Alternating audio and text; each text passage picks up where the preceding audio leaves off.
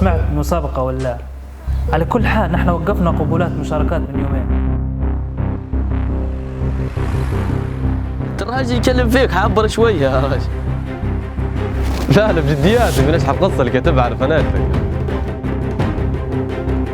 بس لما شفت لوحاتك أصريت إنه يدخل معنا المنافسة، هذا لو وافقت أكيد. كل أعضاء المركز شافوا لوحاتك وحبوها وأصروا إنهم يعملوا استثناء وتشارك حتى لو وقت التسليم فات. بعقلك أنت شنو تدير يا مصور؟